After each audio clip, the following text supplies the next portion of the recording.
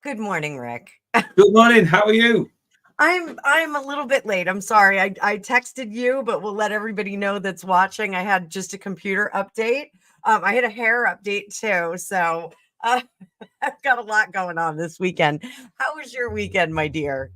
Oh, chilled out really, Oh, and I'm very just nice. looking to carry that vibe on. A couple of emotionally draining things. I think these last couple of weeks that have knocked me a little bit. News of a couple of bosses that have passed away, and one in particular, a very young fella with young kids, didn't wake up the other morning, and it's one of those that it's sobering, isn't it?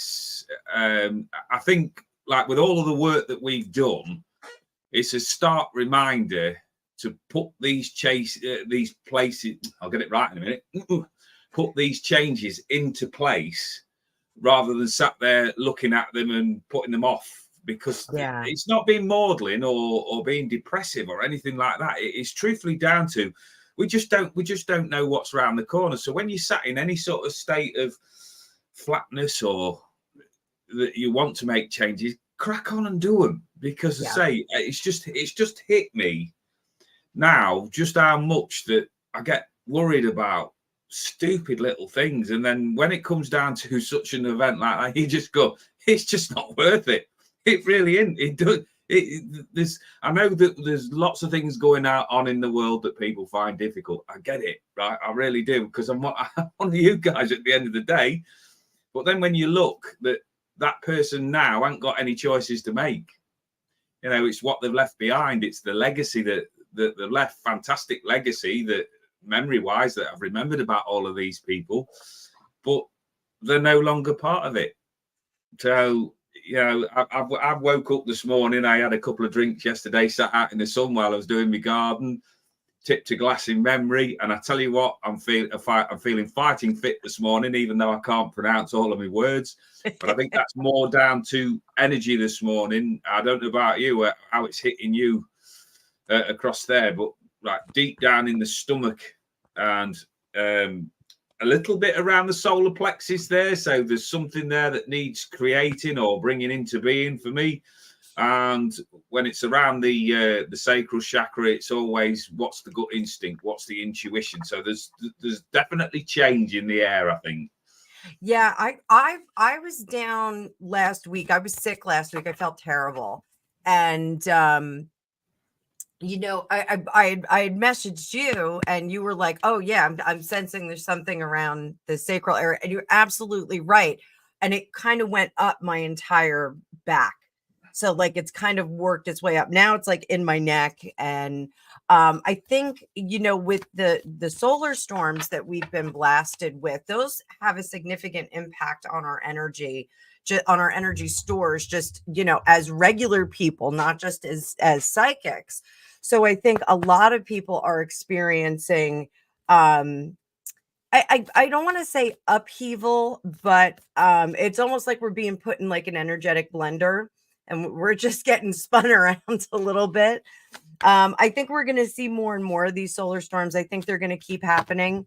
So, everybody should kind of buckle up for them. We can't predict those. We really can't predict the solar storms when they come at us. So, um, I just think maybe it's me being a little bit late and having this update today. For some reason, my computer hasn't done an update in a while, but my phone does one like once a week. I get an update on my phone like once a week. So, but what I want to start off today. I want to give you an energy card.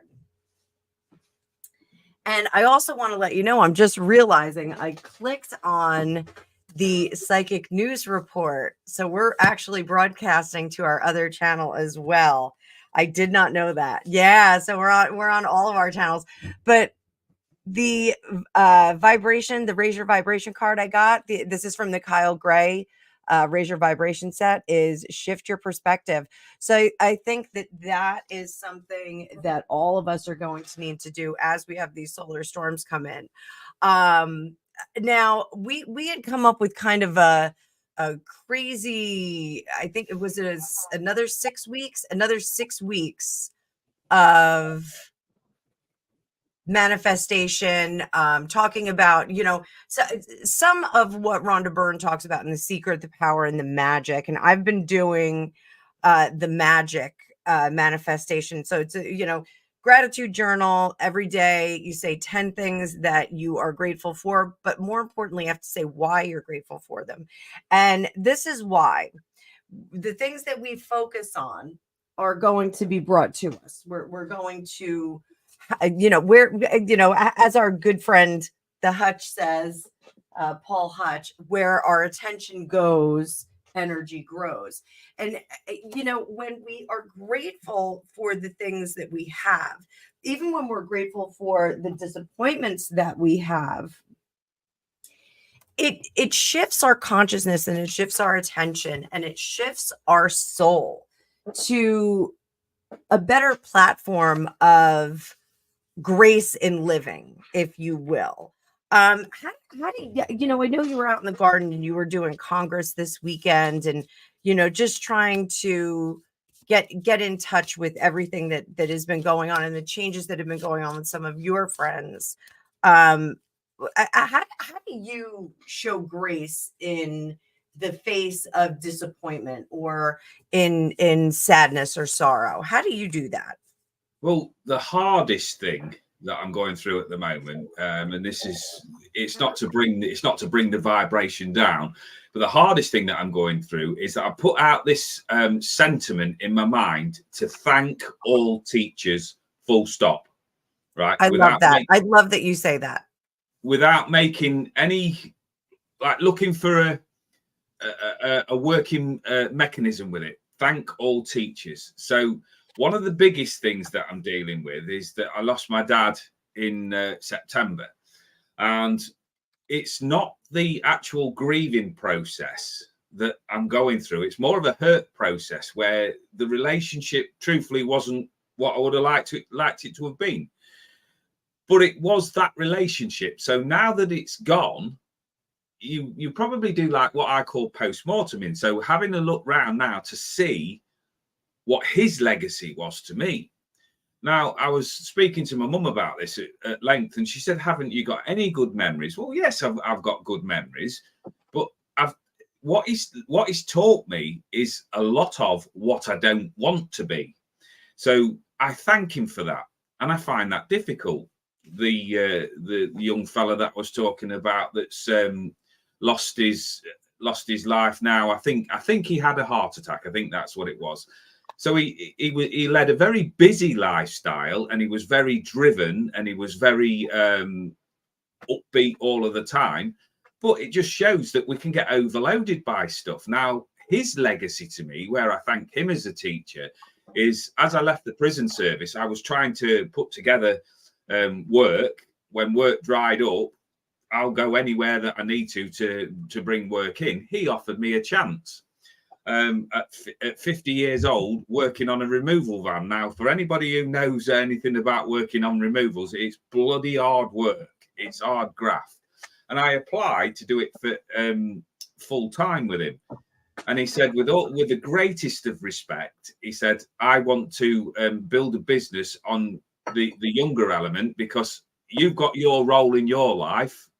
He says, and I'm very, very grateful that you've helped me out in this time of need. He says, but like business going forward, and he'd got massive plans. So I thank him for the grace and the humility that he showed me, where he didn't just treat me like somebody that had just fell off the back of a truck and wanted to teach me so I'm very, very grateful to him. Yes, there was disappointment about the fact that I couldn't make the full-time work, but to be truthful with you, there was relief as well, because he was bloody right. At 50 years of age, you've got somebody around there at 29, 30 years of age, they've got to run rings around you. There's a difference, yeah. Yeah. So the truth is there, but dealing with disappointment, like, this is one of my I think one of my stronger lessons. I think that the more you fight against lessons, the more opportunities you get to learn these lessons. So dealing with disappointment, I just take this view now, right? Is this personal? Right. And I had a trainer during my NLP training that said to me, is this going to affect the price of rice at Sainsbury's. So Sainsbury's, for all you American guys, is one of our supermarkets.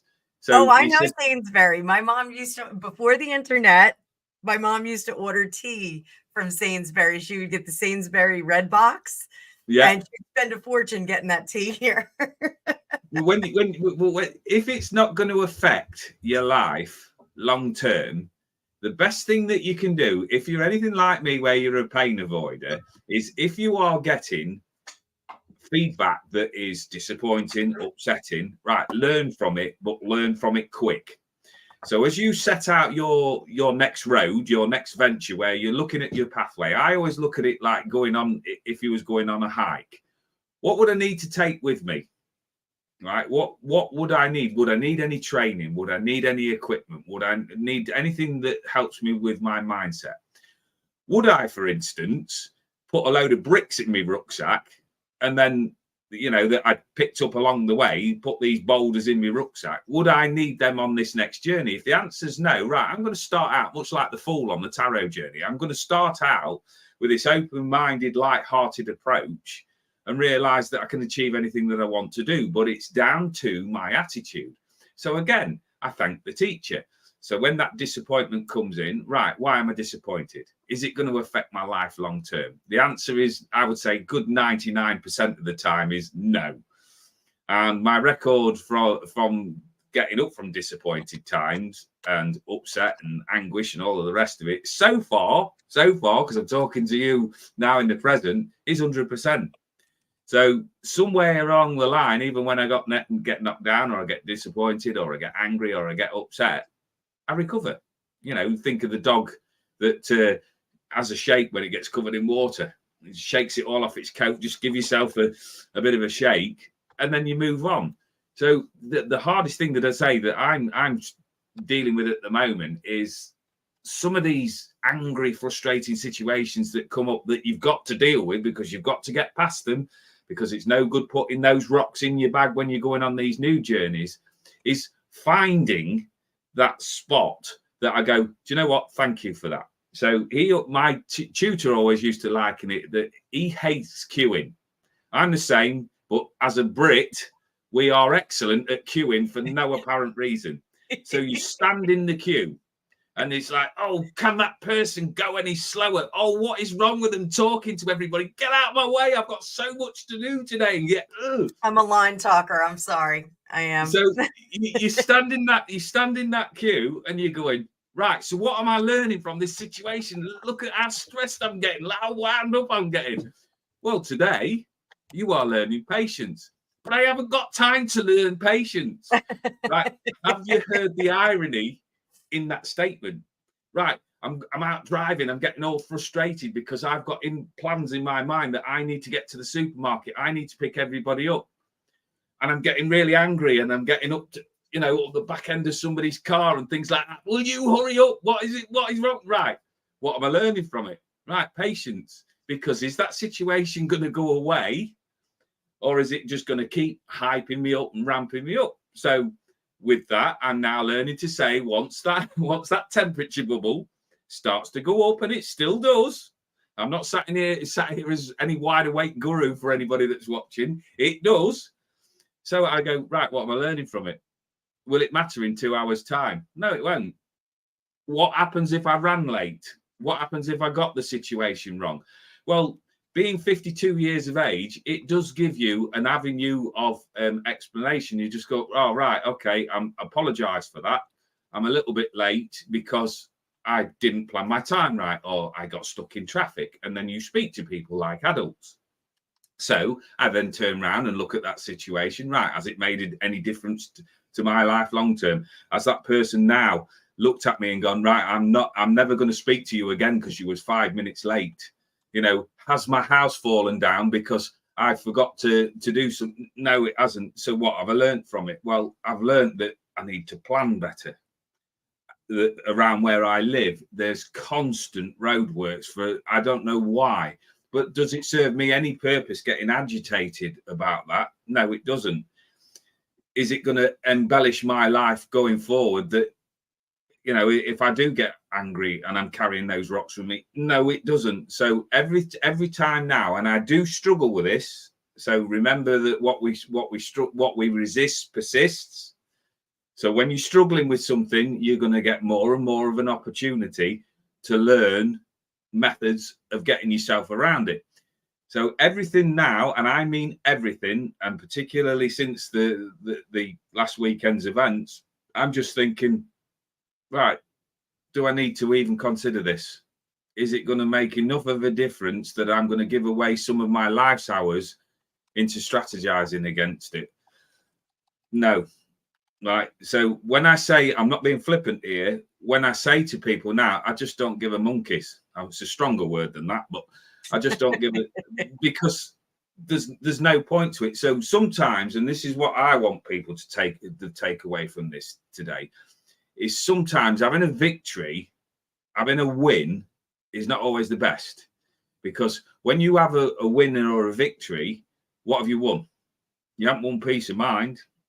You've got to your destination that 5 or 10 minutes quicker, but what have you won, and what has it taken out of you?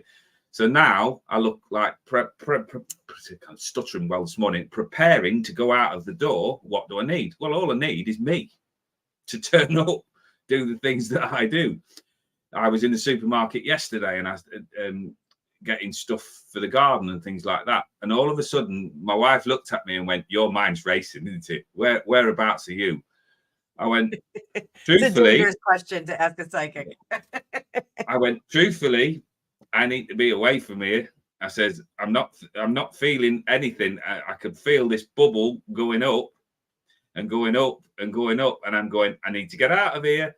And when we sit down in the car, what lesson did I learn from it? Well, don't go to a convenience store on the hottest day of the year that sells garden furniture and barbecues if you're not very good with crowds. So it's one of them things. So I thank the teacher. I suffered from it because I didn't like what was going on. But then when I come back to my environment where I sat in the garden and doing the work that I did yesterday, I benefited from it. So learn your disappointments and deal with them quicker so that you don't suffer pain. And I want to just make one point clear on that. When I say that, because there'll be a lot of people that will message me at some point and say, yeah, but we're grieving, right? That's not what I'm talking about. I hope you know me, guys, now to realize that I put grieving on its own separate pathway because I haven't got any answers for it. And I'm being truthful with that. What I'm talking about is the everyday life that we live. And that's the bit where I want to go, right, what am I whittling and worrying about? What am I strategizing for? Is it going to pay off for me? And then we deal with that disappointment when it comes in, if, and this is the thing, if it comes in. If we go out with the mindset that we're going to have disappointment, then ask yourself the question, why am I taking myself into that with my experience? If you've got this doubt about anybody's personality or their genuineness or anything like that, why am I still engaging in it? I spend a lot of my time with clients saying to them, right, I'm not a big one for confrontation. I've had my fair share during the job that I used to do, but I don't like confrontation. So to get me into a place of conflict, I've got to have some sort of benefit from it. And I can't think of anything in a conflict terms where I benefit from it. So I will say to people, right, you've got this energy around you. This will be somebody at home that's doing X, Y, Z. I'm not saying go and argue and fall out with them, but go into a meeting with them. Let's have a word. It's been noticed, right? What you do with that piece of information is entirely down to you, but don't bring that energy around me, because I'm not interested. And that will be like my end of discussion moment with them. So when you go home, you've got a choice to make. If you've got people that are giving you a bad vibe or are treating you like crap, there is always an alternative. And when you can't literally get out of the room from them, what you can do is cut the cord around the energy with them. Because the only time that you can get into a conflict situation is if you react to the stimulus that they're providing. So there are certain relationships where you can't get away from it because that's your lot. But you can restrict the impact of their energy on you. So I just go, right, don't don't turn up to that party. Don't get involved in that. Just walk away and go, okay, you're right. Because if you agree with somebody, even if they're talking a load of shite, they've got nowhere to go with it because they can't argue with it, because essentially that's what they want. They want attention. They want attention to whatever it is that they're bringing up. You know, they might have had a bad upbringing. They might have not had been paid enough attention to. What they want is attention. Right, we'll give them it then. Okay. Yeah. So I want to get involved in this. Right, okay, you're right. And then still walk away from it. So anyway, I've gone off on a little bit of my tangent again. But yeah, I'm just sat here and I'm dead chilled out today. It's been a lovely, I can see that from your background. It's kind of awesome. I like that you're on vacation there. Well, the thing is, Anna, that here, I was in a conversation with somebody the other day, and they said, you're so lucky with what you do. And my normal everyday sort of traffic in my mind went, yeah, I am. And then I stopped then, and I went, right, I'm 52 years of age.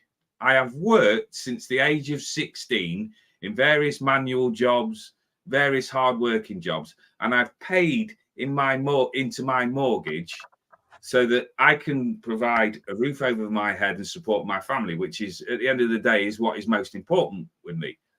I'm not lucky because I've had to do that for 27 years to get to this point. So I've prepared my journey to get to this point.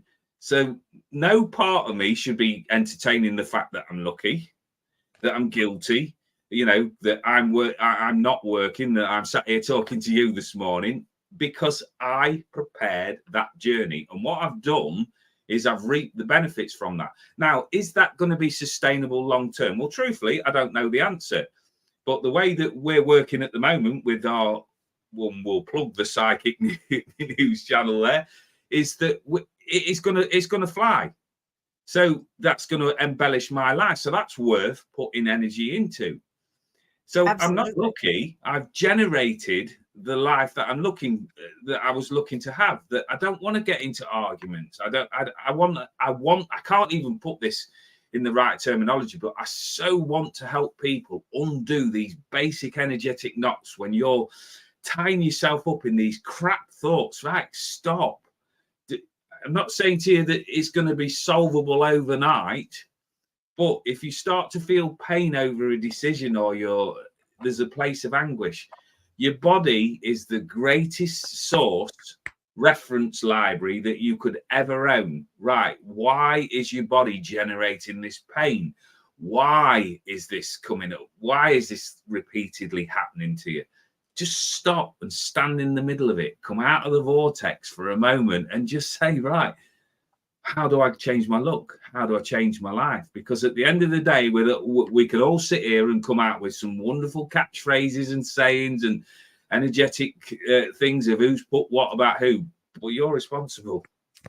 You're responsible for making the changes in the life that you want to be. So I often say to people, be the change in your life that you want to be.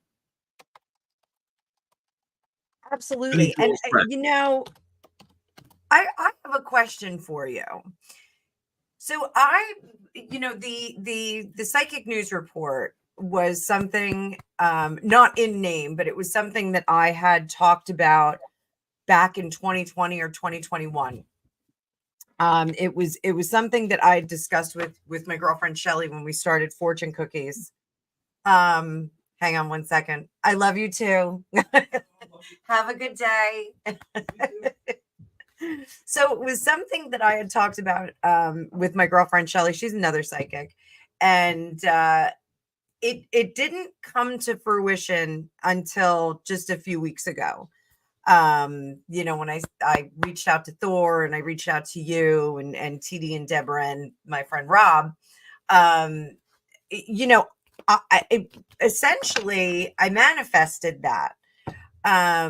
And I don't think it was me that manifested it alone. Thor had a collaboration that he did, a TikTok collaboration with someone else, and it was a really poor experience. And he was reluctant to collaborate with anyone after that experience. You know, it just wasn't a great experience that he had.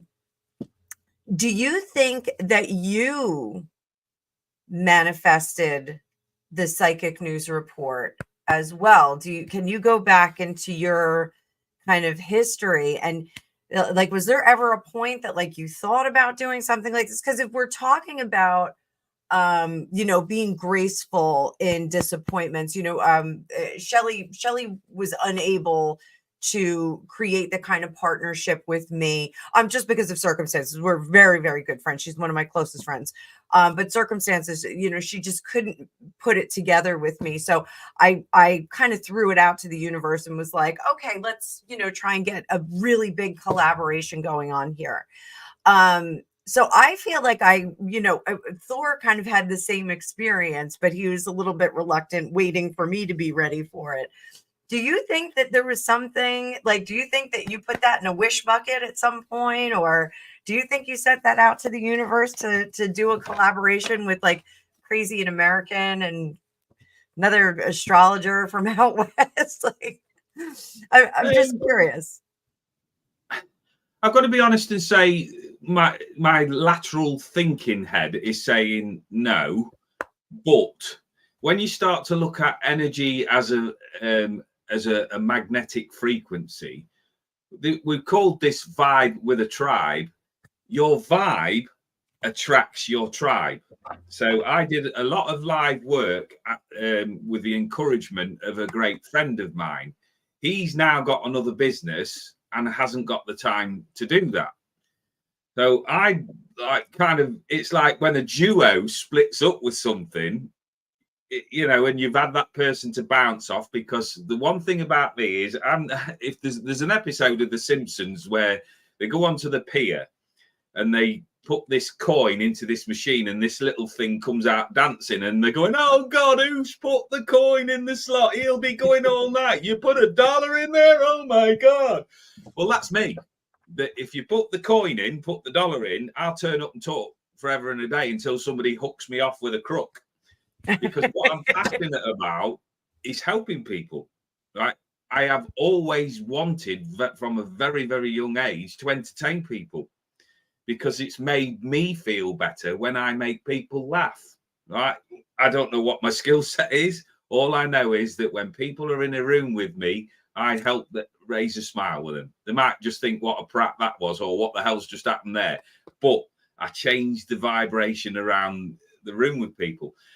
And this is always all for me is noticing the synchronicities in your life. Because when I was first asked about going onto platform, and doing a talk about my life from the prison service to how I got into spiritual work and readings and things like that, I made it a very good, a very definitive answer of saying, no, I don't want to do it. And then you look at 6 months, a year down the line, I'm now doing talks in front of a lot of people, because I realized again that my subject matter might be a load of crap.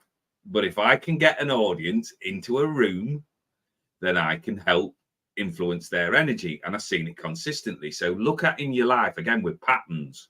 What's come in there? What has happened? How do you feel when you've been around certain people's vibration? Do you feel happy, or do you feel a little bit run down? So when I saw what you guys were doing, and then was introduced, there was a series of synchronicities. I didn't know you from Adam, and I've got to know you, and your vibration is the same as mine, because at the end of the day, we do like a bit of glitz, we do like a little bit of glamour, we do like a bit of attention. There's no getting away from that.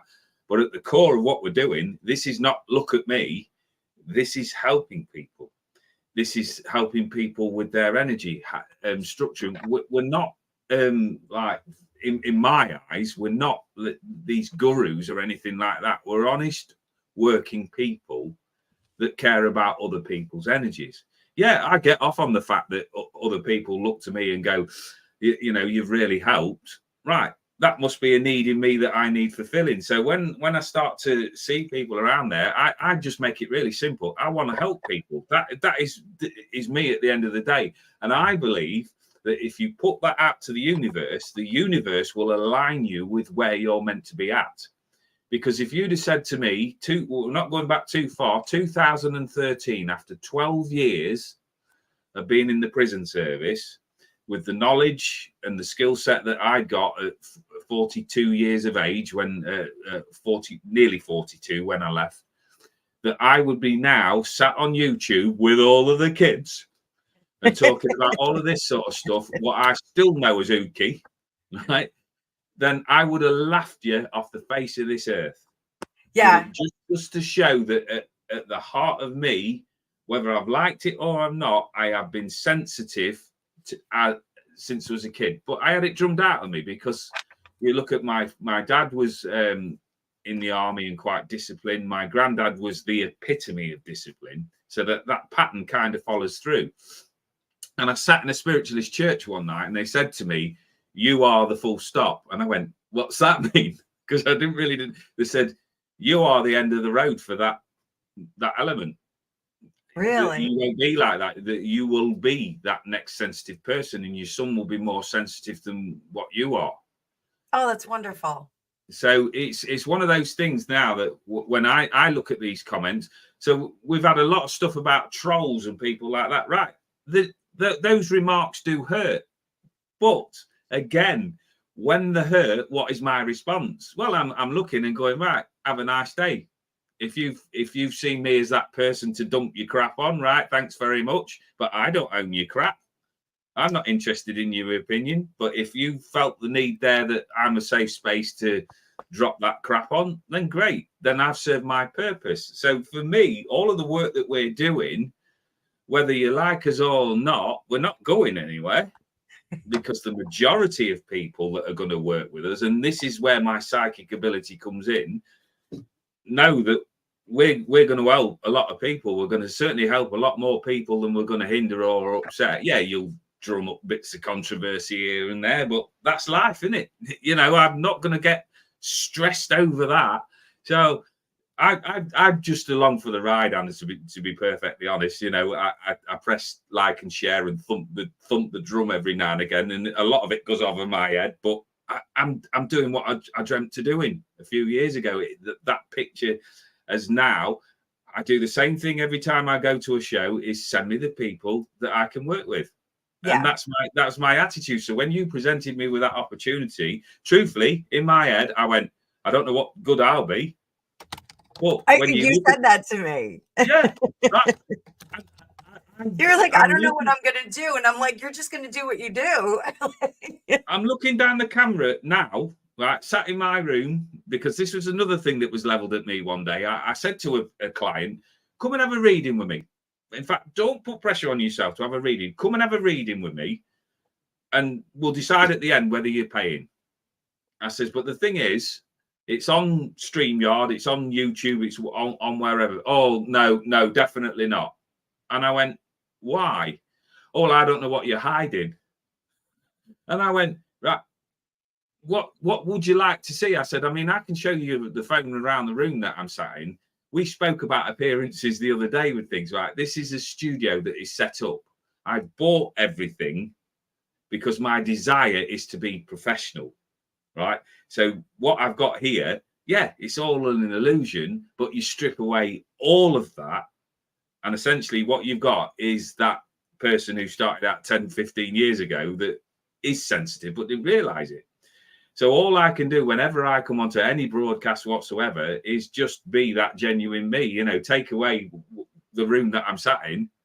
We could have this conversation at Mackey's, or have this conversation sat in my car, because I want to help people. And my belief is that we're in that right place together, that we all bring elements to the table that is going to generate something much bigger. I can't put it into the right words, but I feel it. It's in my heart. It's in my soul. So that's all I focus on.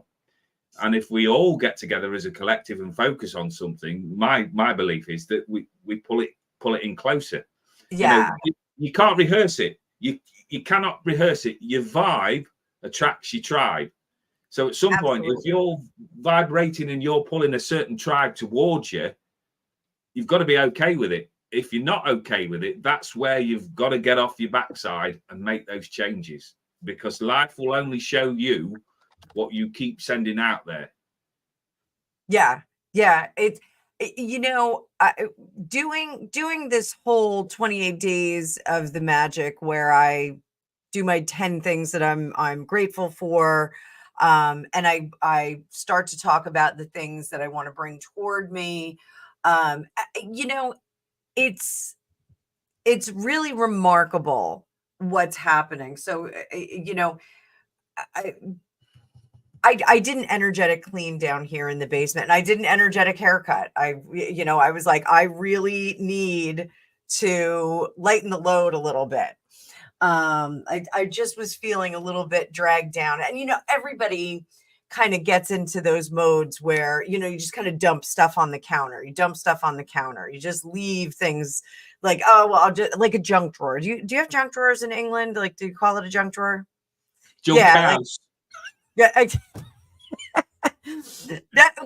Do you call it a junk drawer? Like a drawer that you just throw like batteries and pens and rubber bands in, like My granddad used to call it a thing of purpose drawer. So I've got a thing of purpose drawer in the kitchen, and I've got one in my shed as well. that sounds so nice. A thing of purpose drawer. Like I so much nicer than junk drawer. Everything you guys do is just so much nicer. But you know, when you do that, when you start to just stockpile things like that, it creates this chaotic kind of noise.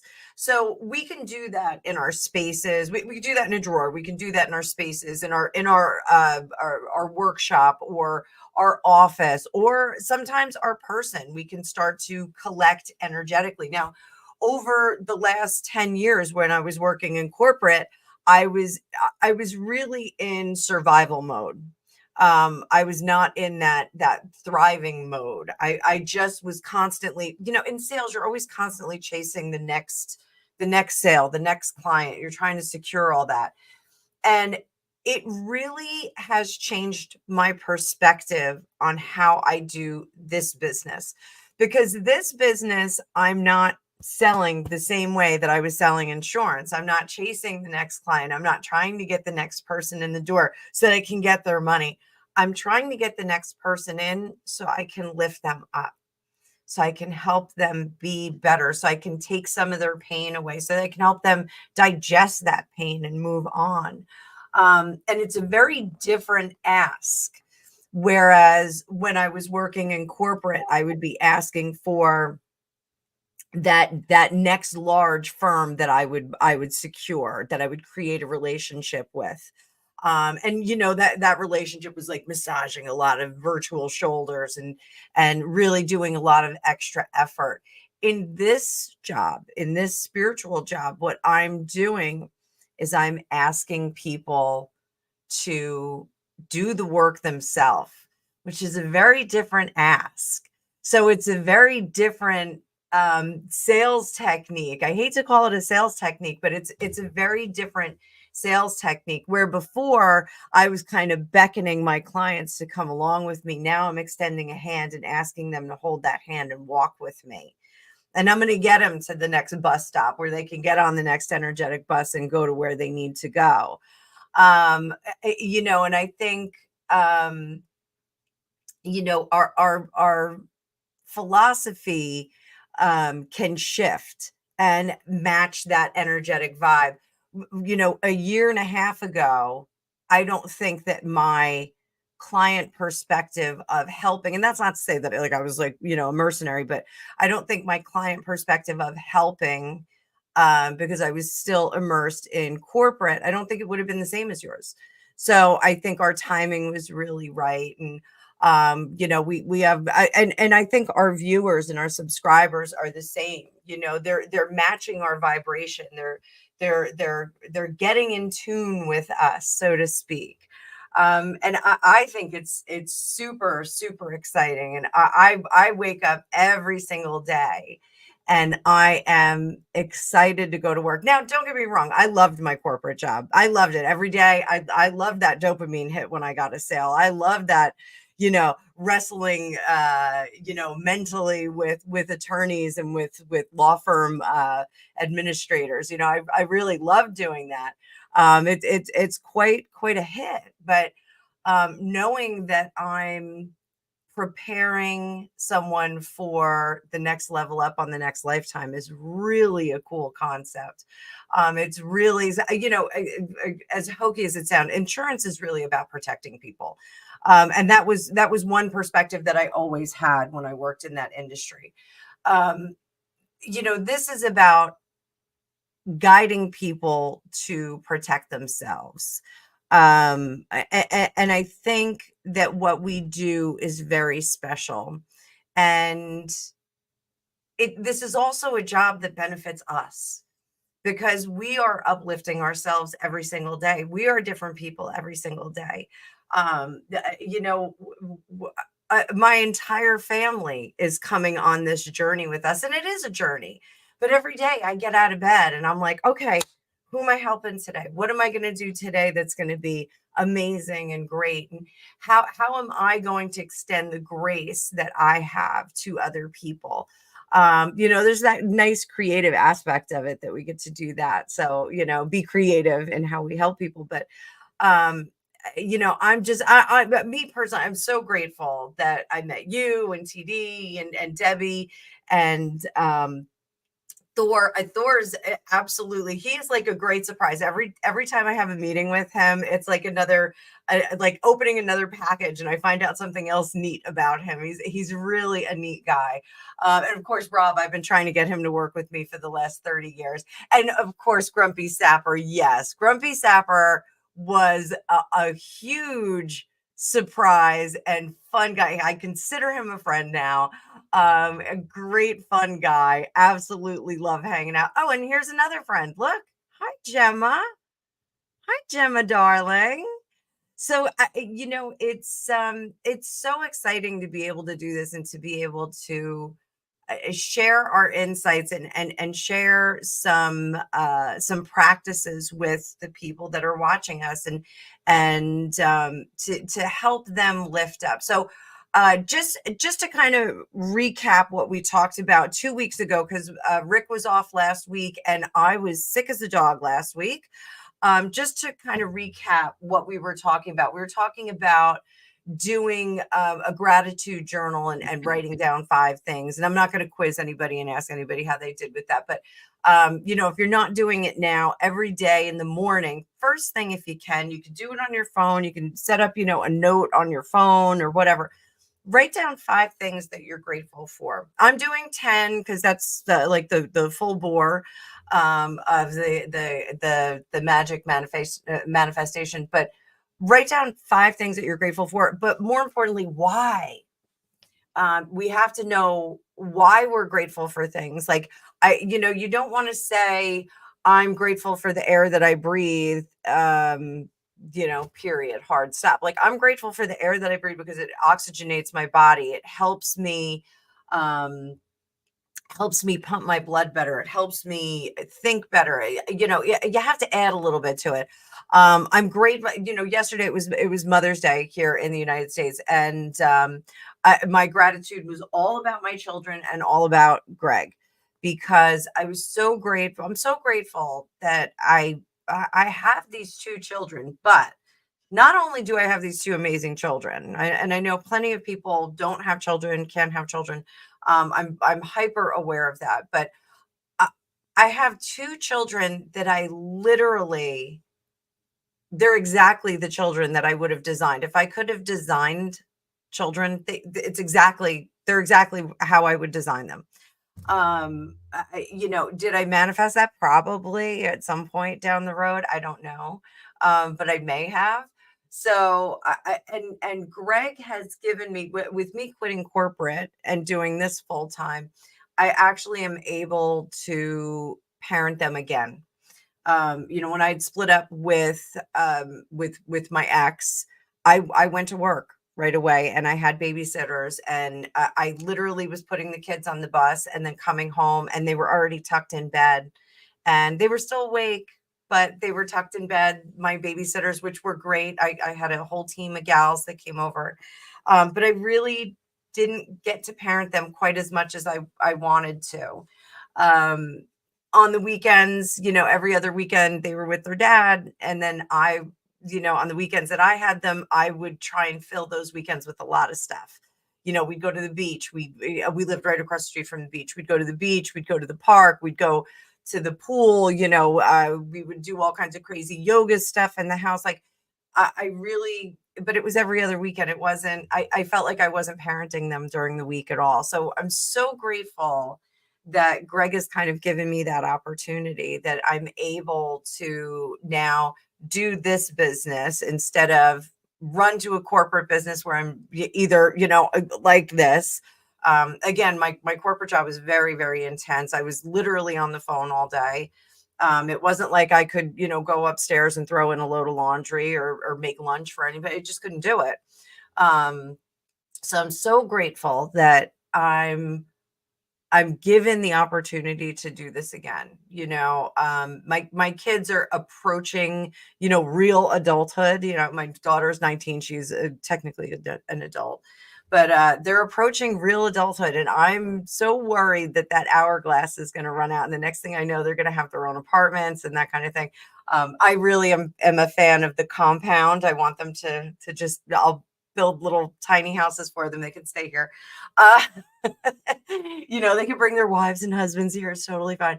But I'm very fortunate. And, my family is on the same vibrational level I am. We're on the same path now. And that got a little disjointed after the pandemic. During the pandemic, we were all on the same page, but it wore thin after a while. All of us have a little bit of an introvert, vibe to us. So, we were like, okay, we'll stay in the house, we'll play games, we'll do what we have to do. But it wore thin after a while. It was a little too long, maybe a year and a half would have been good. So, but I'm just so grateful for being able to do this, to being able to help people, to being able, to spend time with my family and still help people and feel great at the end of the day. At the end of the day, I'm like, okay, yeah, I did a good thing. Are we entertaining? Absolutely. I have a whole bunch of stuff that's scheduled for pre-records today with you and also with Deborah for the Psychic News Report. We're going to do some featurettes. But I'm just so and I think a lot of it, when you're overwhelmed with gratitude, it can bring all of this great stuff to you. So you can manifest practical things. So the other day I was presented with a couple of old medical bills that kind of fell through the cracks, and I was like, oh gosh, I really got to take care of this. And I was like, I really don't have the spare money to put out for it. I'll wait until, I get a few more readings in. Like I'll just put it on hold. And Greg came downstairs and he goes, oh, we got a tax return from the state. And I go, oh, did we now? So did I manifest that? Possibly, because I've been kicking that bill down the road. And Greg got a nice deposit in the account for our state tax return. So here in the United States, we have state and federal taxes that we have to pay. So the federal we still owe money to, but the state's separate. So I was like, okay, so there's the money. I can take care of these bills. I don't have to be worried about them for a little bit. And then I went back and I looked at the manifestation journal, and that day was literally manifest the money that you need. And I had put on there that those bills needed to be taken care of. And I wanted that money to come in the next few weeks, but it showed up that day. So was actually a very, very powerful experience for me to have. And I shared that with Greg, and Greg was like, okay, I need $1 million. And I said, well, it doesn't work that way. Like you have to kind of set the pace. We can't expect the universe to answer immediately. We have to wait a little bit of time. We have to kind of, if it's Amazon.spirit that you talk about, I love that. I love Amazon.spirit. we have to give Amazon Spirit a little bit of time to respond. That was kind of a surprising, almost instant gratification, but we have to give it a little bit of time, and we have to set up that energetic field that it's going to bring us what we need in the way that we need it, which is what Dr. Joe Dispenza says all the time. He says, I want the universe to bring this to me in a way that's right for me. So if you need $1 million and you go, I need $1 million, you're not going to get a scratch off and win $1 million. It's just not going to happen. That's just not the way that it works. But if you say, I need 300 subs by the end of the month. If you say that and then you do take the action, it's going to come through. We can't, I always say, you can't wish in one hand and ish in the other and expect to get something, because you're not going to get anything. You still have to take action. All the gals that reach out to me and go, find me a man. Well, I can find you an opportunity to meet a man, but you got to take the steps. He's not going to show up on your front doorstep. He's not going to knock on the door. So, and Grumpy said, come and join the cave. You'll get lots of subs. So, you're going to be cavemen in there, Rick. So everybody, call to action. I strongly recommend that you all, try and keep a little bit of a journal, and just every day, if it's one thing that you're grateful for, you're going to find after a few days, you're going to start to build a list of things that you're grateful for. And sure, Grumpy, go ahead, post the link, baby. We got it. That's all good. You can do that. So once you start writing these things down, you're going to start to find, it may be, if you're saying you're grateful for your spouse, it may start, the because may start to change. You may have, because my spouse supports me in my endeavors and supports me in my work. You may say, well, I'm grateful for my spouse because he loves me in a way that no one else has ever loved me in my life. You're going to start to see some of those things change. And the more that your because change, the harder that pull, that magnetic pull is going to come in. You're going to start to pull those good things toward you. I know it sounds crazy and hokey, but it does work. And I think one of the cool things about us is that we are not much like Kyle Gray. Kyle Gray, who has the Raise Your Vibration cards, he's got a number of different publications. He's awesome. He's not hokey and weird and woo-woo. And, I'm very, very conscious about not being super woo-woo. Like I don't want to walk in and look like Stevie Nicks, even though I just got this great shaggy haircut. I don't want to walk in and I don't want to walk into the grocery store and have people go, oh, there's a weird psychic. I want to walk in and have, yeah, exactly. I want to walk in. I just want them to see a normal person. And then when they find out that I'm a psychic, my dentist just found out that I'm a psychic, or our new dentist. And the hygienist was like, well, what do you do? And I was like, I have a news show on the internet. And she was like, oh, what kind of news show? And I was like, a psychic news show. And she was like, what? And I was like, yeah. So, it's not weird, wired differently. I'm not embarrassed of what I do. I'm not shy about what I do. But I do test my audience, before I don't walk in with, a sign like, hi, I'm a weirdo. They'll figure it out soon enough. So what I want to give everybody a new call to action. We're gonna compound this. Week 1 was 2 weeks ago. Just writing some things that you're grateful for, and the why you're grateful. This week, what we're gonna do is you're going to focus on the concept of how gratitude will magnetize abundance to you. So at the end of every night, now in the book, they have a magic rock process, and I have these fun magic rocks on my desk.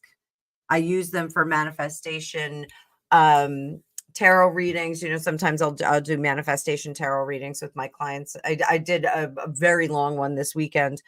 The magic rock, what Rhonda Byrne wants people to do is at the end of the night, you're going to put this by your bed and you're going to hold it in your hand, and you're basically going to put all of your gratitude into this rock. You're just going to say, I'm grateful for this. You're going to hold it. You're going to concentrate on all the things that you're grateful for. Mel from the Hutch S from the Fitness Hutch, Paul's wife, Mel, she says to keep a tally of your wins for the day. And that's something that, I was talking to her about when I was doing it. And I used to do Post-its. I used to have a VIP section when I was in corporate, and all of the important things that I had to take care of, I would have Post-its all over my desk. Well, that was like complete chaos. Now, I'm not doing that, but I found that there's an electronic Post-it program or an app in your computer. And so I have electronic Post-its. I put my wins during the day on my electronic Post-it. And then at the end of the day, I hold my rock. And Grumpy, I think that rose quartz is a great choice for that. I actually have a beautiful rose quartz that I do keep on my desk. You want to just hold your rock. You don't have to hold a rock if you don't have one. And you just want to pour your gratitude in there. You just want to do that. And, lean into it. Say it's essentially saying your prayers like we were taught when we were little, and saying you're thankful for things. And I'm just putting up your quote here. There you go. And oh yeah, that's a good point. Thanks, Penny. So and I'll put Alicia's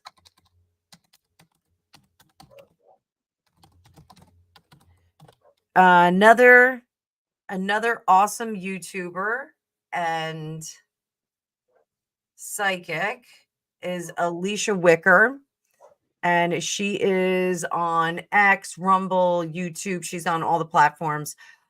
She has crystals at her www.aliciawicker.com.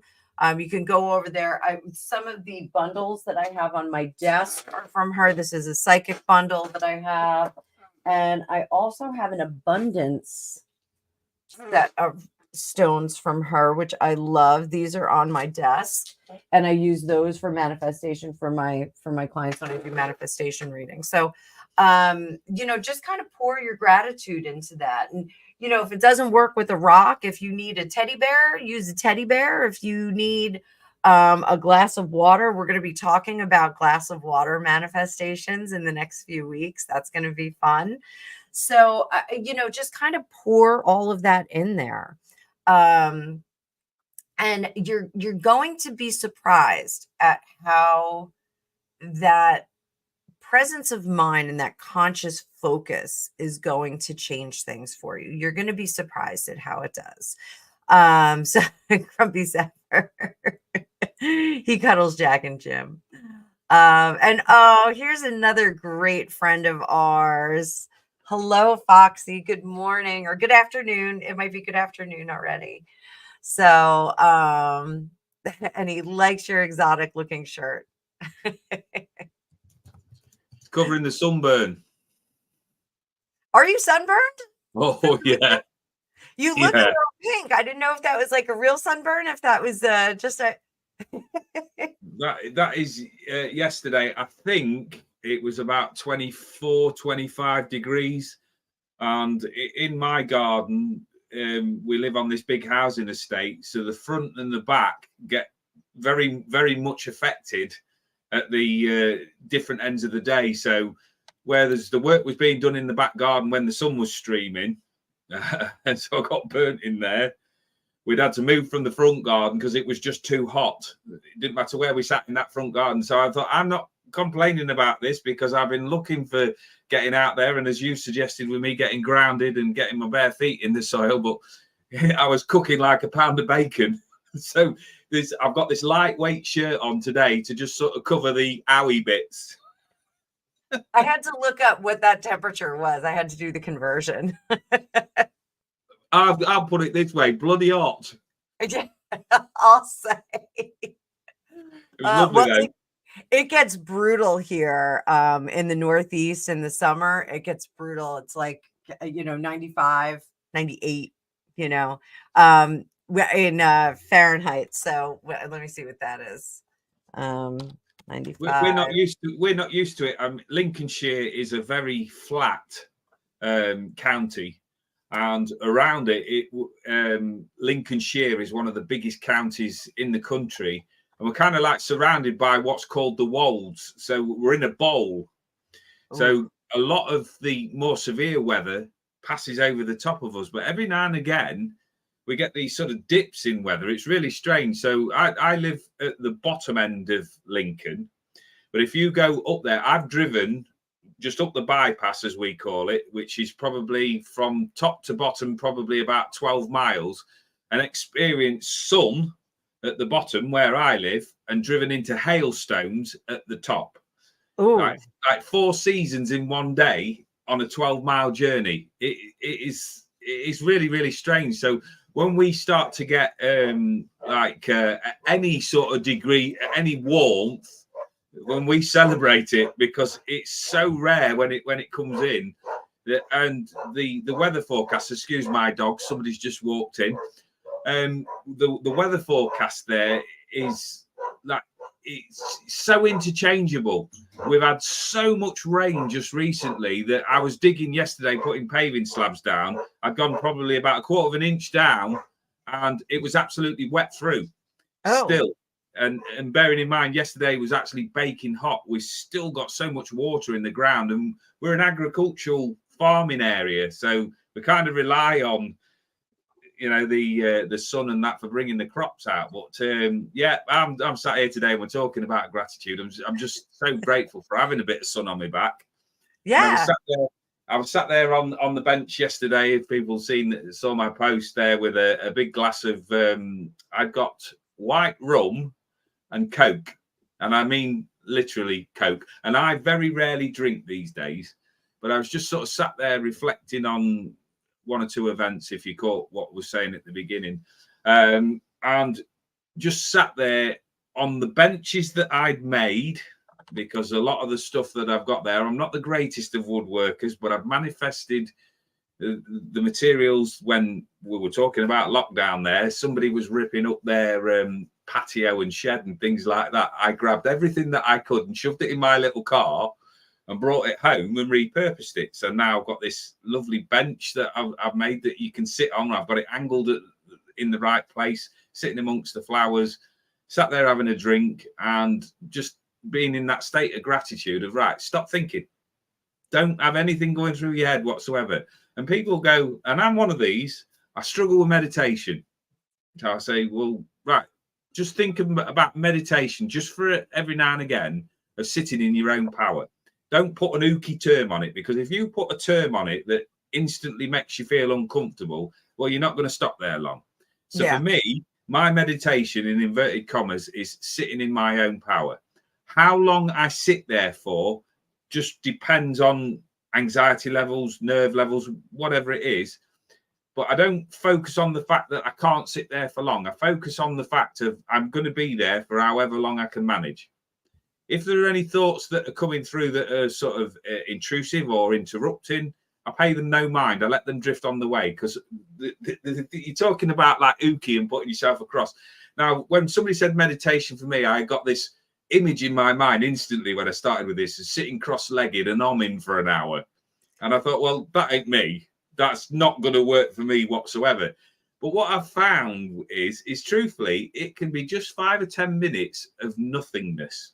Yeah. Like no expectations, no like world altering solutions or anything like that. But if you're somebody like me who has this constant on button where the thoughts just don't shut up, they don't shut off. It's exhausting. So to give me the gift of 5 minutes of just nothing coming through, no strategies, no worries, no, I've got to do this, is one of the biggest gifts that anybody can give me. I just sat there in that garden that my wife and I have brought into being, because it was a very blank canvas when we first got here. And now we're just putting in everything that we want. So I was having a conversation yesterday about a Japanese element of it now.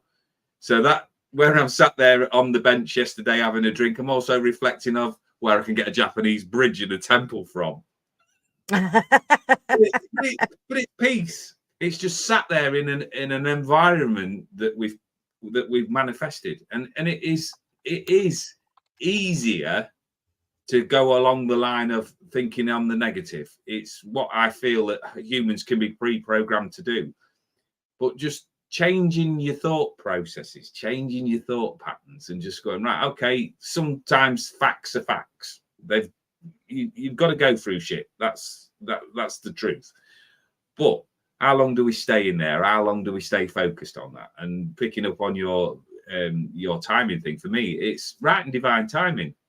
It's what's in your reality as well. So the wishing outside of, like, I want $1 million, for instance, to use your who doesn't? It's not in your reality, is it? Yeah, I mean, I look around, and Lincolnshire is quite a poor farming area. So to put out to me, right, I want to manifest a business that's going to make me £1 million a year, it's highly unlikely, because at 52 years of age, I've not accumulated enough knowledge to bring something into being. But also, I haven't even thought of an idea that I would like to put my energy into. So the end result, I can wish and wish and wish till I'm blue in the face that I'm going to have this $1 million business, but it's not in my reality because I've not put the groundwork in. Now, with that being said, that's evidence. Now, what do I focus on with that? Do I focus on the fact that I'm never going to get my £1 million? Or do I focus on the fact that, oh, that might be something there that I could look at, but it's kind of like I need to tweak the parameters. So could I have a successful business in Lincolnshire? Yes.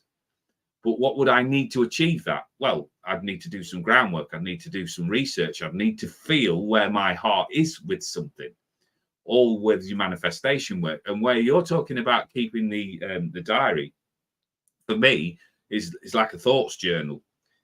And they come to me at all times of the night of things there that might not in that particular moment have relevance, but it's been drummed up for a reason. So start to look at, right, why might that have come in? So somebody said to me the other night, they did a message on one of these shows for me, and they said, you're seeing a lot of numbers and you're ignoring them. So I wrote that down. I'm seeing a lot of numbers. Well, I don't ignore numbers. I look at a numerology website on there. So if I've got a consistent run of numbers, and I've been seeing 1111 consistently on clock timings. And if you look into what the 4 ones actually means, think about ones in the tarot journey. It's that first step. Mm-hmm. Well, there's lots of changes that are going on around me energetically at the moment. A lot of it is just feeling my way through it because I haven't got the knowledge to say, oh, I understand that message. So this is where I'm speaking with my guys in my version of meditation and saying, right, can you explain that a little bit in a different way, because I'm not getting it. It's not going through. But that person was generated into my life as a result of a reading that I'd done for them. And they went, now it's my turn. You sit and listen. Mm-hmm. So you look at what you bring into your life. You might not always get the answers at that given moment, but if you look back and notice the synchronicities of why that person was in your life at that moment, and how that sort of linked in. Like if I told you about my thing with Paul, I worked with Paul in the gym. We worked together on the wings in the prison. No way in my mind would I ever imagine that we would then be going along the pathways that we're going on now. But there's a connection because I've worked with Paul on the life system, and I've also used him as a confidant, and he's done the same with me. That was built on the relationship that we built because we knew that we could trust with one another. So it's not always getting the answers in that given moment. People arrive when they're meant to. You see, my big belief system is that there are, if you put a word out there and say to the majority of people's angels, in their mind, they're going to go to the feathery people. They're going to go to these, divine beings. Right. Get this into your head that there are on earth angels, right, that are placed there that may well just disappear out of your life. They've given you your feed, if you like. They've planted that seed. They've helped you through that moment of trauma. They don't want recognition. They don't want like praising up to the high heavens. They're there because that is what you have written into your blueprint before you even come here, that at some point you may need help to get over a hurdle or an obstacle. Notice how many times that you've avoided certain obstacles because your intuition said, don't go down that way, don't trust that. Right. I ask everybody to consider this. If you go against your intuition and your gut feeling, and I've asked this to a few people, so I'm still in early stages of research with this. Ask yourself how many times that you've emerged victorious. If you've gone against what you know that's in your gut, in your heart, how many times have you come out of it victorious? And so far, when people have actually stopped to consider this, they've realized, no. So there's already a plan laid in place for you. And your angels and your guides, sometimes they're just like blockers. They nudge you onto that right path. So when we're feeling disappointment, and this is what I've been learning recently, where I've got upset about certain things, give it a year down the line and you go, right, makes sense. Yeah, I didn't like it at the time. And even in reflection, still don't like it, but it makes perfect sense now why that happened, because it's nudged me onto this path. You see, my viewpoint from very, very early on, I am not a religious person. I've said this many, many times. I believe in the universe and I believe in an energy. I don't know what the collective is, what its name is, but I always viewed life in lines, that we'd got these lines that we went onto, and my analytical head wanted to know how we make changes. So what I've learned over my 52 years on this planet of ours is that we could be on that line forever and a day if we kept doing the same thing every single day. But what puts you onto that next line? Well, it'll be a jolt. It'll be a knock. It'll be a change of circumstances, a change of events, a death, a passing, a birth, just this total change. But this is what life is about. It's like that ball bounces in the middle of the road. You slam your brakes on and you go, oh, right, I didn't hit that kid. I didn't hit that animal. If I'd have just been driving with me normal amount of stuff that's going on in my head, the chances are if that ball hadn't bounced, I wouldn't have noticed the kid. And then you could have been, in a lot. So we're constantly manifesting. But the thing is, when we're manifesting, don't be surprised when you don't always get what you want, because there's bigger parts than us mere mortals at play. So look out for your signs, your synchronicities. sure. It's not that you're failing. It's not that you're getting anything wrong. It is purely down to that maybe Amazon.Spirit's out of stock at that moment. It's there on the shelf, but if they sent you a purple one when you've ordered a yellow one, how are you going to feel disappointed? Well, yeah, because I ordered a yellow one and I got a purple one. But then you look further on down the line where that yellow one's took you, what route it's took you on, what line it's dropped you off, because you're going to win by the end of your lifespan, or you're going to have learned something. And I've said many, many times with this: either we learn the lesson or we get the better feeling, and all the rest of it goes in my famous bucket. So, Rick, I have a little bit of a radical idea, and I'll talk to you about it a little bit more after we're finished. But we have a request. I don't know if this is a new viewer, but me and you, I popped her up on the screen. How about we do a little bit of an in-depth reading for her? Yeah. What do you think? Yeah. All right. I'm going to throw some cards down. I'm going to do that want, need, get. And then I'm going to let you take over Oh, no pressure then. I'll go first. So, Thank goodness for that. so need, want, this is what you want. It's what you need. And this is what we get. Oh, now that's interesting. Right? I'm not going to get involved in just yet, but what I'm learning, and I want everybody to know this as well. So when I did, Anna is brilliant at what she does. She's a teacher. She's very, very experienced. I'm not. All right. So my tarot journey, I've had 3 or 4 various teachers, but I'm like the handyman with spirituality. I work with what I've learned as I've gone along. So we've experienced this on the Psychic News Network, a quick plug there, that I don't know lots about tarot. I get round as I need to do because I get a lot coming in from spirit. But what I'm learning from Annabelle at the moment is about reversals. So I'm looking at this now, and I've not trained in reversals whatsoever. So my experience in reversals is the time that I've met you. So what's that? The year. So I'm looking at this, and me and you, whatever you're worrying about at the moment, and we'll see where Anna goes before I throw anything in there myself, is that you are in the middle of a huge cycle of change. So a word that I'm going to give you at this moment to just think on while we're doing this work with you is patience, because there is a lot in the background that you're not currently a part of. So don't be sat there in any way, shape or form assessing your performance or listening into what I call the monkey chatter, because with all 3 of them being upside down, there's things there that have got to be tipped out. That I'm seeing all of that at the moment as block, block, block. Now, if it's block, block, block, what is it being blocked for? And this is about timing. So now I'll sit back and let the expert. We're both experts. We're both experts. So this Empress card, so this is what we want. We want to get off this energetic roller coaster. All right. We're going to talk about the World card when we get there, because this is what we get. But having the World card, we're on this energetic roller coaster right now.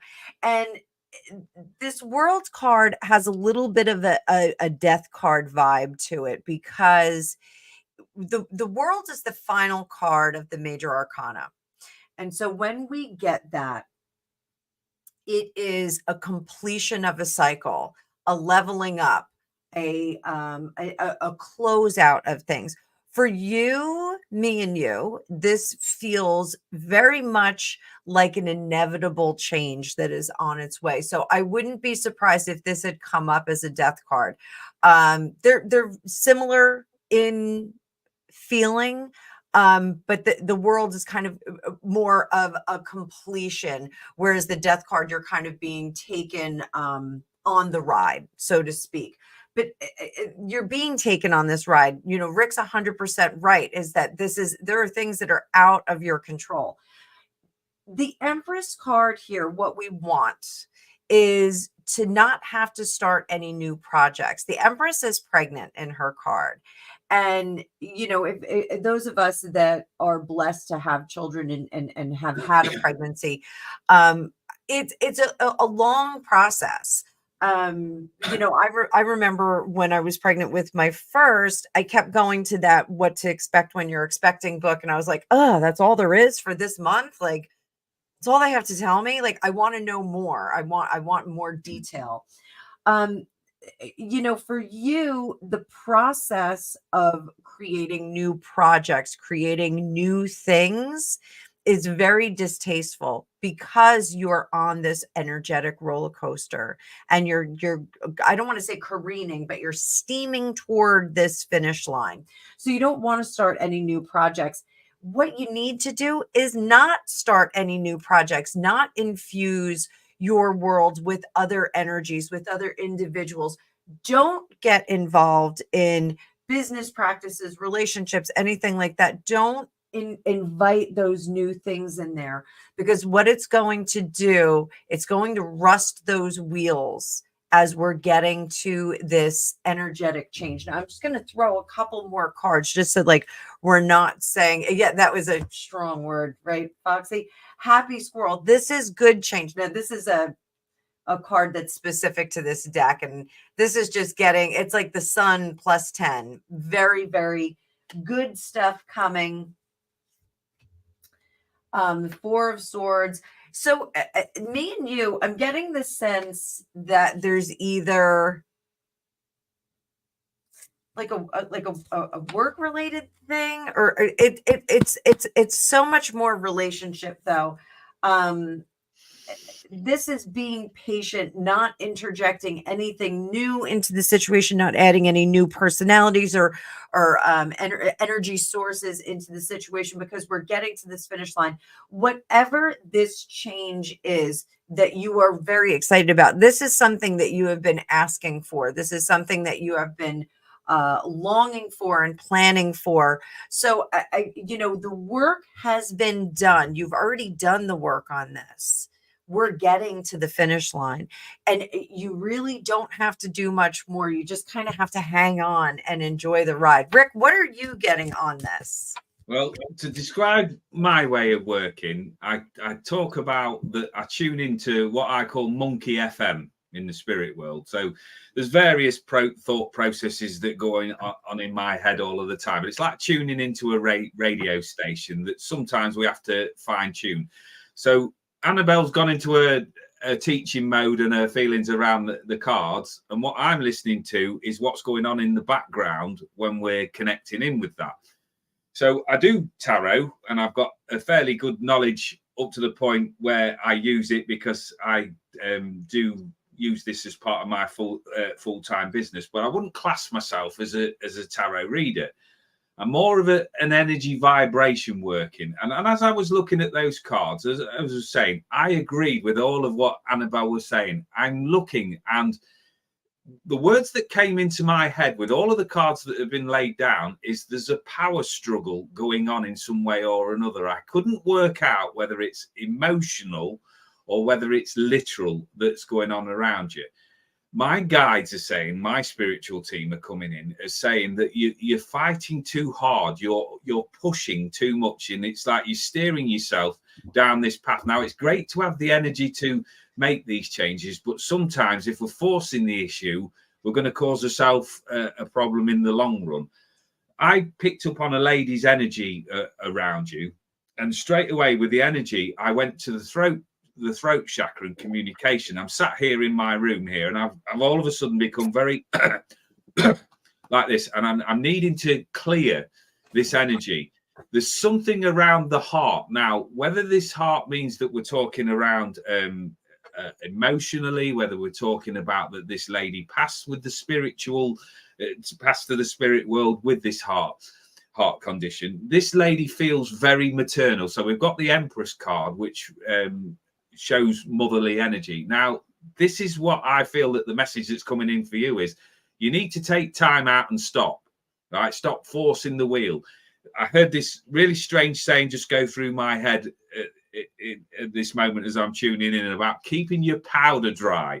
Now, this is an old military saying there of you're basically prepping, so when that moment of action is there ready, your powder will be dry enough to strike that rifle. So I'm agreeing with Annabelle on this one, that you've done what is necessary. Stop trying to force the issue.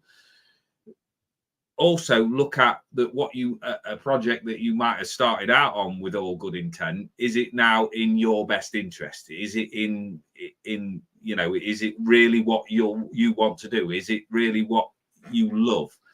I'm just sensing this need for change, but is it out of necessity, or is it what you truthfully want to do?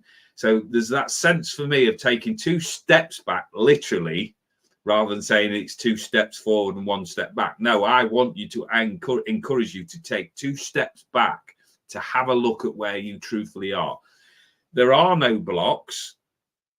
You've created them. Now, whether it's out of like, oh, I shouldn't be doing this, or is this the right thing? You've manifested a block there, right? Ask yourself truthfully, and this is where you might need to go within.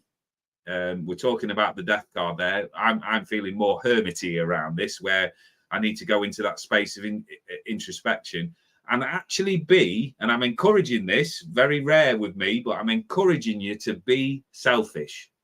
Even if it's in for a short window of time, to go within and focus on your needs.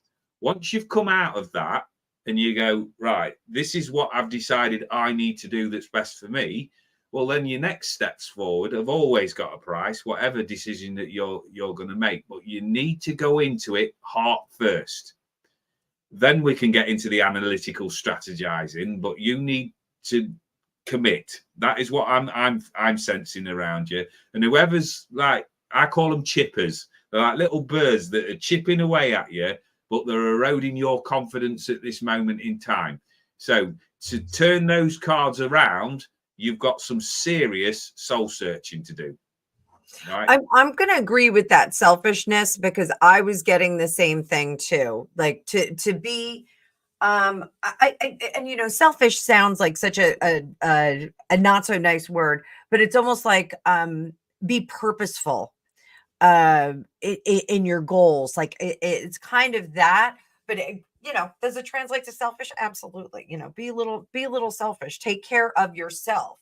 Everybody took Gwyneth Paltrow, when she made that comment about parenting, she said, parenting, you have to put the oxygen mask on yourself first. You have to do your self-care first. And everyone gave her a lot of heat for that. And that was always something my mother had said. And I gave my mom, some grief about that when I was little too. But, it's sometimes we really need to focus on ourselves, and with the speed of technology, with the speed of the world as a result of technologies that we have, it's really hard to do that self-care stuff. Sometimes you're just exhausted. There are nights you go to sleep without brushing your teeth, in all honesty. Sometimes we just really need to take pause and do the right thing for ourselves. So interesting, very interesting reading. I think there are exciting things for me and you, the viewer here. I think very, very exciting things that are afoot. So, did you get any sense of what this is geared toward, her change? I'm having a hard time pinpointing it. I threw that. I imagine throwing a tennis ball out into the universe, and that as it bounces back, it comes back with something. And the words that I heard, so I'm parrot fashioning what I heard, was lock, stock, and barrel. So I feel that this is wholesale. This is everything. This is like that she's been in the vortex, or she's been in that tower moment, and this is everything. I think my feeling around it all is that we're driving down a pathway that can be reversed from, but you've got to get it into your head that you're now in change, so you're in charge. So I advise a lot of people to come out of being the passenger in a vehicle and taking center stage and being the driver. And this is where I feel now that this is like we've got you pulled up in what over here known as the lay-by. So you're in your rest period. You've took your rest period, but you procrastinated for too long. So there's been lots of things that have grown up around you, and you've kind of lost control. So this is like having that sort of moment there of just going, right, where is my life, and what do I need to do to get myself back on my track? And whatever you do, once you've done your philosophizing, because I love that word, done your philosophizing, you've done your thinking, you've done your consideration, get back out onto the highway, because the world needs you. This lady's energy that's coming in and around you is just throwing loads of sunshine at you, loads of light and loads of upliftment, but you kind of forgotten who you are in whatever role that you've been playing around people. So what my guides are saying is, even if you're feeling nervous, get back out on the highway. You can start in the slow lane if you need to, but go where your heart is leading you. And this is I'd say lock, stock, and barrel. So this is everything. This is a rewriting of the script moment. It is that important. For sure. For sure. And you got a nice compliment from, me and you, I hope you enjoyed that. I hope she's still here. And Foxy had a nice compliment for you. It's what I want to achieve, truthfully. Like I've been, it's just come up to my end of my 7th season on the circuit. So I travel up and down our country, doing readings and doing stage demonstrations and things like that. But what is at my heart, and we spoke about this very early on when we met, is that I'm a therapeutic medium, that I see everything as energy. So when I meet a person, I'm not sat there looking to judge you, or that you need to do this, or that I'm picking up that relatives and things like that are coming around you. I'm looking at your energy. And Spirit have had this wonderful way of showing people that need to be pushed, as in they'll put lights around them, they're like stars around them and things like that. So I start out with saying to Spirit, send me the people that I can work with. The problem that I've got is that the work that I do is specific only to me. I've not seen another person that works like I do. They've got labels that say they're a spiritual counselor and the this, that, and the other. But I'm a therapist at heart, that I want to raise your vibration. Mm-hmm. And sometimes the reality of that situation is you need somebody, and what I was always known as, most of the jobs that I've been, is the general dog's body, right? And the general dog's body will do anything that is needed to accompany that person around and help, like set up, for instance. So you've got a studio manager or somebody like that the lighting be right while the stars are in the background. I've always had that feeling that I'm a co-star. What I've started to realize now is when people come, I'm actually a battery charger, right? That I plug in, the stars then will take off their energy that they need there, and we'll go, right, what are the blocks? I'll hold your torch while you go in there and do that. This is where the idea of the fallen angel and all of the warrior spirit came from, because I'm the one that's going to go in there with my tin helmet on and protect you while you do the necessary work. How you do that, right? I have hidden away from my true self in the sense of that I've always been this performing monkey, that I've always wanted to sort of show off and bring in upliftment and make people laugh and things like that. I've not realized until very, very recently that is my role. That is who I am. I'm designed to draw attention to me so that I can get the people towards me that I am being told by my guides, my spiritual team, that I can help. But like everybody, you need a forum, you need a platform. It's all right, me sat here preaching out all of this stuff that I've got going through my head, but it needs to go somewhere. So opportunities like this where we talk, it's not about me wanting to push myself forward, as in, look at me, darling, I'm a star, please come and talk to me. This is about genuinely working with people's energies. So you've got to tap into and build rapport with people. So having a conversation with you, Foxy, it would be no good coming at it from a humorous, silly angle, because you're more serious than that. You're very educated. So I would have to find a key to fit that lock. So if my guide said that there was an issue with XYZ, I would then look at my bunch of keys and go, so in my 52 years of experience of dealing with people, have I come across anybody that's similar to Foxy, right? And then I would search through that sort of video link in my mind there, and I go, right, how did I build rapport with a person like that? You might come across somebody that's brash and quite stubborn and that's on the front foot. So how I disarm people like that is to think about the immovable force and the irresistible object. On a collision course, there isn't going to be a winner, right? But what is going to happen is you're going to slow them down energetically so that you come to this point of communication. Once you've got somebody stopped, then negotiations can begin. So it's no good coming against somebody and saying, you're doing this all wrong, you need to listen to me, because it might well be that is what the issue is that's going on in their life. They've got an overbearing partner, they've had an abusive relationship, their upbringing. So by hitting somebody, with that sort of thing is going to be no help whatsoever. So you sit down there and you listen to the story. Right. How can I best be of service to you? Right. I've said this so many times over my professional career, and I will say this in front of the audience that we've got on here. I don't give a monkeys, and I'm being very polite here. I don't give a monkeys whether people think I'm any good or not, right? Because long after I've gone from around their arena or whatever interaction that I could have told you 700 stories, right?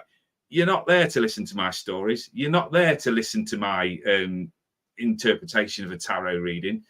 You're there to get that energy that you need. And once you go away, I've got it on very good authority that you'll get what you need. So when people come to me, oh, you was very good. Can you remember when? Truthfully, no, I don't remember because I'm not interested. All I care about is that client, when they've had their interaction, that they've got what they needed. And then we're on to the next one. So it's not so much about being philosophical, Foxy. It's just like going up into the headspace and having a look around in the attic and just utilizing whatever's up there and making that connection so that I can get from point A to point B. Sometimes I'm going to have to go around a circular route with it. But the one thing that I've always been good at is connecting in with people. It just depends at what level. So that makes a bit of sense because that totally makes sense. But you know what, Rick? Honestly, like I think that people do come for the stories. I think people, you know, of course with confidentiality, but sometimes the stories of our past clients, you know, can benefit other clients. Our experiences absolutely can benefit some of the people that are watching. So Scally Ann from Australia, one of our Australia friends, says she's been tapping into her spirituality since watching this. She's found teachers the universe is providing. So again, you know, we're vibing high with Scally Ann here. Thank you so much for being here. You know, we have a huge fan base in Australia individually, and the Psychic News Report is starting to get a lot more Australian folks come on board. So it's really great. We love that. We love that. So welcome, Scally Ann. Everybody say hi to Scally Ann. We're very grateful to you for tuning in. Thank you very much. So there again, we're showing our gratitude. Thank you for using some of your life's hours to tune in and listen to all of this, because it will be beneficial. We're generating an energy. Don't get sort of distracted by the glitz and the glamour by it. What we're doing is we're tapping into an energy, and if you look at it like a ball of energy, the more people's energy that we can uplift and take to that higher vibration, the more changes that can be felt.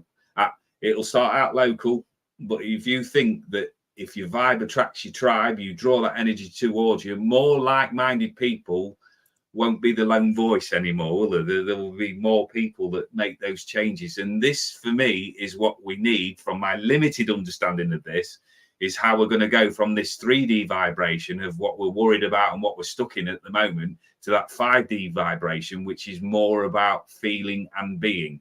So everybody that invests in us, I'm reliably informed by my guides and inspirers that the payoff will be coming in for you. So thanks for investing in us. I really appreciate that. Absolutely. And you know, that's all we want to do, is we just want to help people kind of vibe better, live better lives, you know, just have good stuff coming to them. So we're going to wrap it up for today. So you know, takeaways for today, call to action: write down 5 things that, oh wait, and I think Dorothy is an Aussie as well. Is she an Aussie as well? Hi, Dorothy.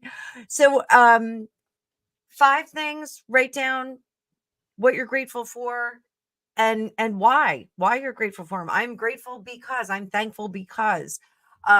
This week, when you go to bed, grab your teddy bear, grab your magic rock, grab whatever you're going to grab, might be your pillow, and just have that moment of gratitude in general before you go to sleep. Just be grateful for the good things that happened that day, the fact that you got up and you walked around that day, the fact that you got up and got on your YouTube channels, even though you were late because your computer was updating. Be grateful that the update didn't take 45 minutes. We all know how those happen. So, just do that for the next week. Next week, we are going to talk about unleashing the power of love. And again, not to be super hokey, but in gratitude, we start to radiate. Our spirit starts to radiate this amazing resonance and vibration that is infused with love. So, taking that moment and just kind of recognizing it as love is going to make some magical, amazing things happen for you. Oh, wifey's just getting here. And yes, Huey Lewis said it best. Oh, and Grumpy Sapper went, bleh.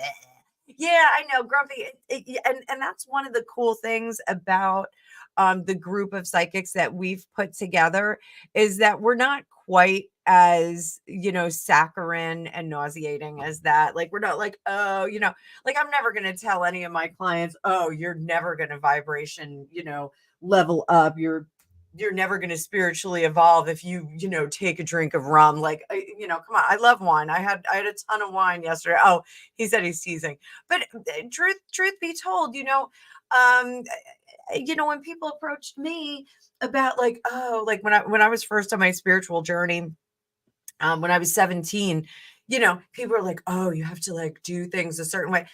People get like really stuck on, you have to live like in a white robe and like have a copper, pyramid above you. And like that, it's just too much. Like, I don't want to be that much of a goofball. We still got to live in the meat suit. We still got to live here. No one expects us to go to an ashram and meditate 15, 16 hours a day, like, God forbid. We're still supposed to experience the physical world here. So enjoy the meat suit, enjoy the life, eat the cookie, have another cup of tea, do all of those things. And Maria said less saccharin is a refreshing change. Yeah, it is. Sometimes they so, and in any industry, people can get a little too hard line. And surprisingly, in the spiritual community, there are some people that are pretty hard line and they get kind of mean. Um Unfortunately. We run into them. I had one that was really mean to me on YouTube, which was kind of shocking. But there's enough subs to go around. There's enough love to go around. There's enough people to go around. Somebody who's looking for spiritual guidance may not work well with me, but they may work well with Rick. And that being said, Rick, where can people find you? Just so we get the email right this time, mediumrick007@gmail.com. The Psychic News Network. Yes, which we are streaming to right now. So if you're not subbed, please sub. And if you're not subbed to Rick, please sub for Rick, because we are trying to get him to 1,000 subs. The Psychic News Network, we're trying to get to 1,000 subs pretty quickly. And collectively, we're trying to do that. But Rick, we are trying to get to 1,000 subs as well on his own private channel. But you can reach out to him by email. You can get a reading from him. Rick and I are going to work on a little program together where we do like a little spiritual private program for you guys. So if you want to do that, that'll be launching in the next few weeks. I just had a couple of hiccups in my world where we didn't set up the curriculum yet. It's on me. It's not on Rick. I've been juggling a whole bunch of glass balls. So it's been crazy. But and if you'd like to get a tarot reading from me, you can link into my website, fortunecookiestarot.com, and there's a scheduling link in there. So I just want to medium Rick 007 at Gmail. Whoops.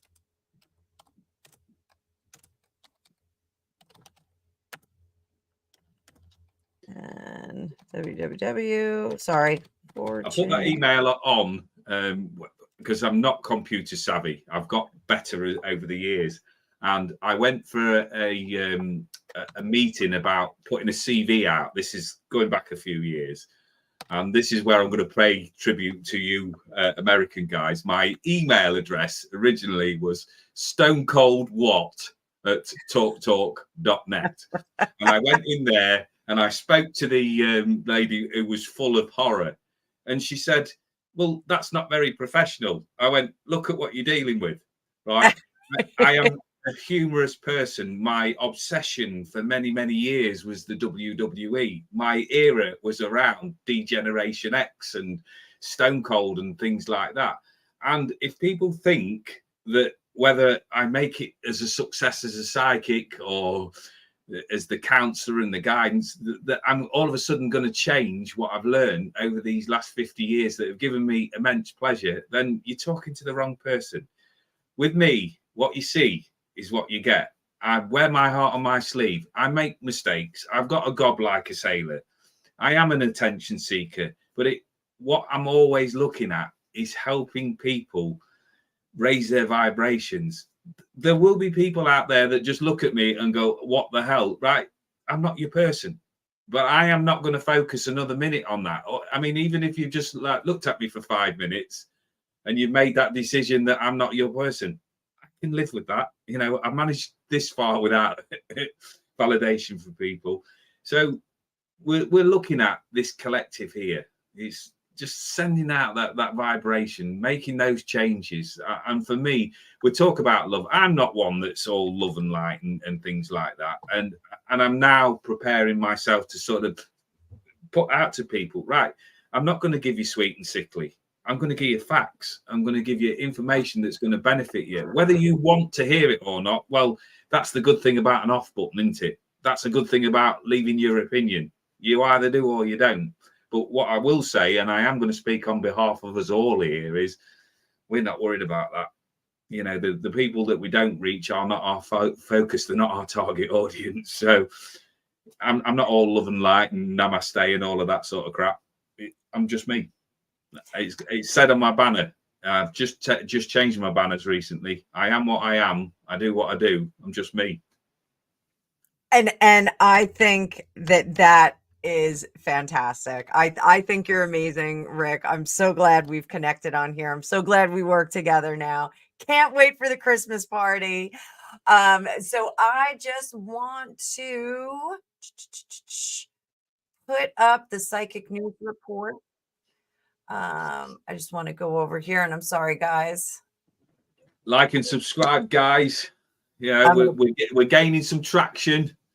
We've even had somebody on there that's put on a negative comment, which was replied to, and that put that person back in their box. Yeah. You know, we're going to talk about negativity during the next 6 weeks. We're going to talk about you know, how to transform negativity into something positive. So, and that's something that you did with that person that made a negative comment. You were like, have a nice day. You know, you said a few things. You said, have a nice day. You know, when I experience negative comments on my channel, I always say, you know, I hope your day gets better, you know. It's kind of my go-to, you know, that you're having a bad day, you're coming at me. I just hope your day gets better. So I hope everybody has a great day after this today. You know, we're test running on the psychic news report. So we do want to have a morning show on the psychic news report. So this is a good way to kind of start the week, have a morning show for the week. And, you know, we'll hope that we see all of you back here. But for now, everybody have a great day. Rick, you have anything else you want to add? No, just in gratitude. Thank you very much for tuning in and sticking with us, and keep following us on this journey, because we're on a rocket ship to the moon. So thank you for joining in. We are. And I put up the links in the chat for Rick and the Psychic News Network, or Psychic News Report. So make sure you come on over, and we will see you guys next week. We're going to be talking about love. Everybody have a fantastic day. I hope your vibes are high today, and we'll see you later.